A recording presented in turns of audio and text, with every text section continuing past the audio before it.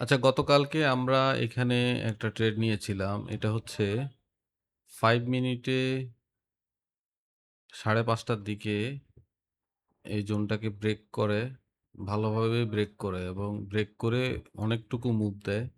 এমন না যে লিকুইডিটি সুইপ, অনেকটুকু মুভ দেয়। মুভ দেওয়ার পরে এখানে ডাবল বটমের মতো করে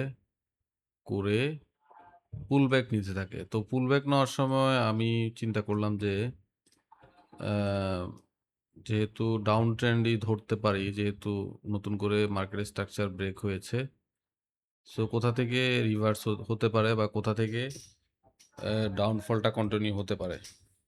তো আমি এখানে 5 মিনিটের একটা জোন মার্ক করি। এটা অবশ্যই ডিসকাউন্ট জোনেও ছিল এবং এটা 10 মিনিটেও এটা একটা ডোজি ক্যান্ডেল টাইপের।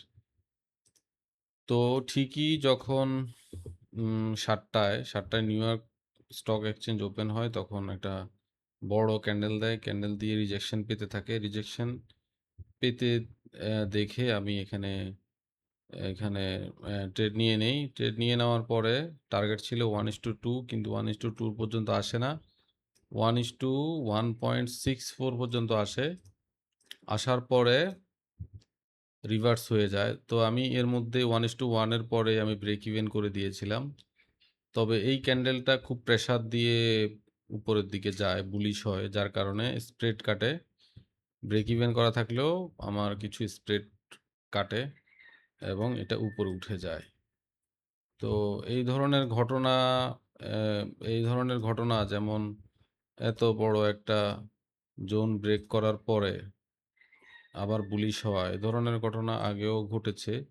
যেমন ট্রেড 47 যদি দেখি, 47ও সেম কাহিনী হয়েছে। 47-এর ছবিটা যদি আমরা দেখি, এই যে এই জোনে টোটাল ব্রেকডাউন দেয়। ব্রেকডাউন দেওয়ার পরে উপরে উঠে যায়। আমি এখানে একটা ট্রেড নিয়েছিলাম এই অর্ডার ব্লক জোন মার্ক করে, কিন্তু সেটাকে রেসপেক্ট করেনি। সেটাকে রেসপেক্ট না করেই উপরে উঠে যায়। তো নিউ ইয়র্ক সেশন শুরু হওয়ার পর এই ধরনের ঘটনা বহুবার ঘটে। এটা আমরা T47-এ দেখেছি এবং স্টপ লস হিট হয়েছে। সৌভাগ্যক্রমে T49, এটা T49-এ আমাদের স্টপ লস হিট হয়নি। আমরা ব্রেক ইভেন করে দেওয়ার কারণে এই যাত্রায় আমরা বেঁচে যাই, অল্প লসে আমরা বেরোতে পারি। তো এই ধরনের ঘটনা পরপর 2বার ঘটলো এই সপ্তাহে। তো এটা একটা শিক্ষণীয় ব্যাপার। নিউ ইয়র্ক সেশন যখন ওপেন হবে এই টাইমে আমরা ট্রেড নিব না। নিউ ইয়র্ক সেশনে অনেক ট্র্যাপ করে এবং খুব ইম্পালসিভ ক্যান্ডেল হয়। হুম, এখন থেকে আমরা নিউ ইয়র্ক সেশন বলতে 6টা থেকে সন্ধ্যা 6টা থেকে রাত 8:30 পর্যন্ত আমরা কোনো ট্রেড নিব না। যদি ট্রেড নিতে হয় তাহলে এরপরে নিব, যখন মার্কেট শান্ত হয়।